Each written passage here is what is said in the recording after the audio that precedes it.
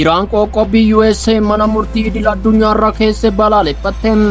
Tiraamp mormii biyyoota addunyaa hunda cinaatti gatuun USA'n Gaazaa akka weerartuuf uummata Paalestaayin biyya ari'uun Gaazaatti daldala riil isteetii akka jalqabdu ifoomsuun addunyaa yaaddoo keessa galche. Yuukireen loltoonni Kooriyaa kaabaa gara dirree waraanaatti deebi'uun na waxalaa jiru jette.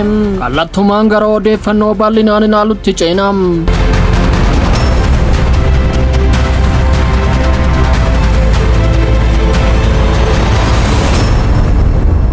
Pirezidaantiin Ameerikaa Doonaald Tiraamp yaada rifaasisaa lammiilee Falastiin humnaan Gaazaa keessaa baasuuf dhiyeessan daldala qabeenya riil isteetiif barbaanna jechuun falmani.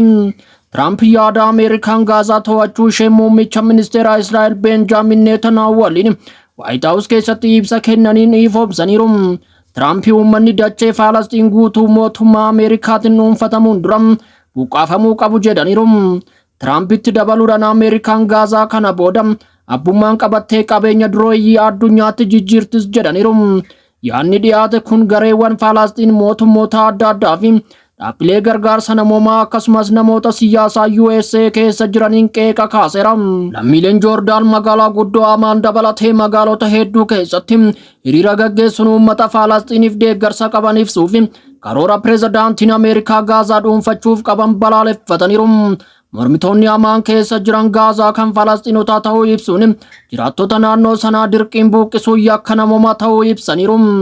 Hiriirtonni mallattoo Tiraamp hattuudha, USA'n weerartuudha jedhu qabatanii turan.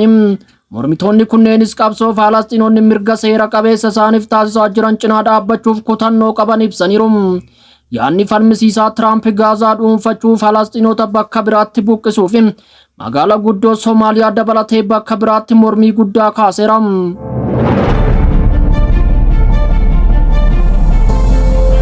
Ministeerri dhimma alaa Iraan qoqqobbii Ameerikaa mana murtii akka idil addunyaa ICC irratti kaa'uu ishee cimsee balaaleffachuun mootummaan Israa'el yakka raawwateef itti gaafatamummaa akka fudhanneef kan kaayyeeffateef aangootti seeraan ala fayyadamuu hamaadha jechuun ibse. Dubbii himaan Iraan Ismaa'eel Baagaahii Waashingtan yeroo dheeraaf qoqqobbii fi tarkaanfii dirqisiisan fayyadamuun dantaa biyya keessaa ishee sadarkaa idil addunyaatti tarkaanfachiisuu isheetiin balaaleffataniiru. Tarkaanfiin mana murtii irratti Waayit Haawus jimaata darbe fudhate imaammata Ameerikaan tarkaanfii adabbii seeraan alaa raawwattu hammaachuun kan namatti mul'isuuf kan baay'ee nama jeequ ta'uu ibsaniiru. Amma biyyattiin dhaabbilee mootummoota gamtoomanii akka ICC kanneen seeraa fi haqa idil addunyaa kabachiisuuf kaayyeeffatan irratti xiyyeeffattee jirtis jedhaniiru. Tarkaanfiin ICC adoolessa keessa muummicha ministeera Israa'el Benjaamin Netanyaahuu fi ministeera dhimma waraanaa mootummaa Israa'el duraanii Yoav Gaalantii irratti ajaja hidhaa kennuusaaf deebii kennuuf hayyama kenne booda biyyoonni kudhanootaan lakkaa'aman deeggarsa mana murtichaaf kennaniiru. Manni murtichaa tarkaanfii kana kan fudhate yakka waraanaa fi yakka dhala namaa irratti raawwatame kan garee Gaazaa keessatti raawwatame irratti yoo ta'u, kunis sirna haga ammaatti lubbuu lammiilee Falastiinotaa 47,000 olii fi kanneen irra caalan isaanii dubartoota fi daa'imman galaafateedha. Lolli kun ji'oota 15 oliif waraana duguuggaa sanyii hamaa raawwate. Ministeerri dhimma alaa Iraan qoqqobbiin Ameerikaa kun addatti ICC'n yakka waraanaa sirnichaa gocha hammeenyaa fi Falastiinota irratti raawwachaa jiru dabalatee akka hin qoratamne dhorkuuf kan ta'e jedhamee godhameeras jedheera. ICC'n yakka fokkisaa Israa'el akka hin qoranne qoqqobbii kaa'uun seenaa Ameerikaa sirna apartaayidii Israa'el naannoo dhuunfachaa jiru keessatti waliin hojjechuu ishee keessatti seenaa nama gaddisiisuudhas jedheera. Gama biraan dhaabbanni mirga namoomaa idil addunyaa ibsa halkaneedaa kenneen akka jedhetti Israa'el sochii diddaa Hamaas walii galtee dhukaasa dhaabuu qabaattus Falastiinota wantoota lubbuun jiraachuuf barbaachisan bu'uuraa dhoorkuuf haala jireenyaa gaddisiisaa isaan irratti fe'uudhaan yakka duguuggaa sanyii Gaazaa keessatti raawwachuu itti fufteetti jedhe. Dhaabbanni Euromid of Human Rights ibsa jimaata darbe baaseen ammoo Israa'el ajjeechaa fi gaagaama jumlaa ji'oota 15 oliif Gaazaa keessatti gaggeessiteen akka hin quufne ibseera. Itti dabaluunis sirni dhuunfataa amma imaammata bu'a qabeessa ta'een uummata ajjeesuu hojiirra oolchuun goolama seeraan alaa guutumatti dhangala'aa dhiyeessii bu'uuraa fi gargaarsa namoomaa gufachiisu hojiirra oolchuun bu'uuraalee barbaachisoo ta'an akka hin suphamne dhorkuun tajaajila bu'uura lubbuun jiraachuu uummataaf barbaachisoo ta'an akka hin kennamne dhorkuu ibseera. Kanas ta'ee sana yakka Falastiinota irratti raawwachaa jiru dhaabuuf dhiibbaan idil addunyaa hiika qabu tokkollee waan hin jirreef tarkaanfiiwwan kun ammallee osoo duubatti hin deebiin hojiirra oolaa jiru jedha ibsichi. Israa'el meeshaalee isaan baasuuf gargaaran dhorkuu isheetiin reeffi namoota 12,000 ol caccabaa Gaazaa jalatti hafeera. Yeroo miidhaa akka hubachiisutti waliigaltee dhukaasa dhaabuu booda ajjechaa jumlaa Gaazaa keessatti raawwatamu dhaabus. Humnoonni Israa'el Gaazaa dhuunfatan ammallee sababoota xixiqqoo bu'uura seeraan hin qabne dhiyeessuudhaan Falasxiinota ajjeesaa jiraachuu ibseera. Dhaabbanni mirga namoomaa kun dhumarratti hawaasni addunyaa fi dhaabbanni mootummoota gamtoomanii akka Israa'el Falasxiinota irratti raawwachaa jirtuu fi itti gaafatamummaa fudhachuuf saffisaan akka tarkaanfii fudhatan gaafateera. Waraanni duguuggaa sanyii Israa'el Gaazaa irratti gaggeessite jalqaba onkololeessa bara 2023 irraa eegale yoo xiqqaate lammiilee Falasxiinota 47,000 ol irra caalan isaanii dubartoota fi daa'imman ta'an ajjeefamaniiru. Akkasumas namoonni 100,000 fi 11,000 ol madaaniiru. Waliigaltee dhukaasa dhaabuu fi hidhamtoota wal jijjiiruuf Gaazatti gurraandhala 19 hojiirra kan oole yoo ta'u duula cimaa Israa'el naannoo qarqara galaanaa irratti gaggeessitu dhaabsiseera.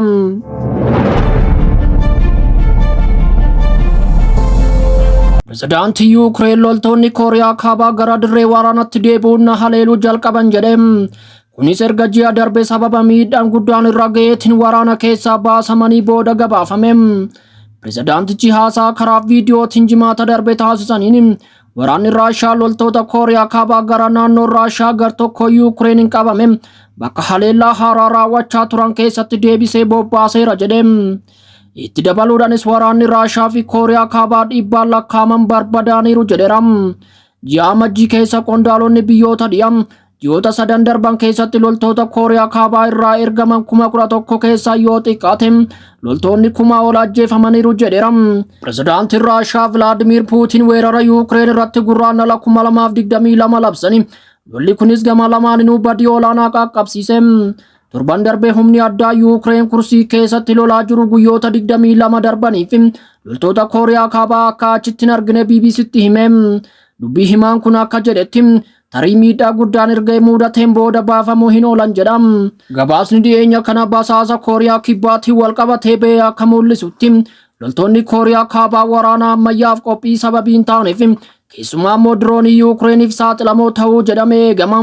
Loltoonni kunneenis erga pirezidaantiin Raashiyaa Vilaadimiir Puutinii fi hoogganaan Kooriyaa kaabaa Kiim Joong Un ji'oota darban keessa waliigaltee nageenya fi ittisaa mallatteessuu dabalate walitti dhufeenya biyyoota lamaanii gadi fageessanii booda bobbaafamanii. Gargaarsi Pyongyang Mooskoof kennitu amma rasaasa fi meeshaa waraanaa hedduuttis babal'ateera.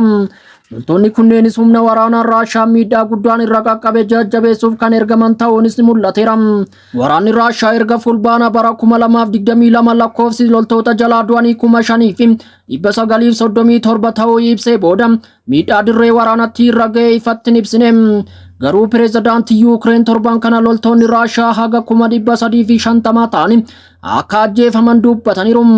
Gabaasleen biroo ammoo lakkoofsi kun kanaa ol ta'uu danda'a jedhu.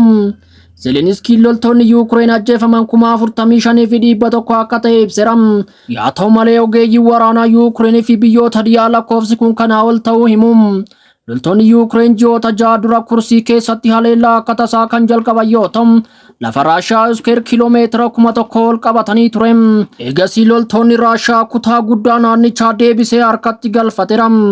Yaa ta'u malee Zelenskiin jimaata darbe dhaabbata oduu Rooyitersitti akka himanitti Yuukireen kamisa darbe kursii keessatti haleellaa haaraa eegalteen daangaa kiiloomeetira 2.5 keessa galteerti.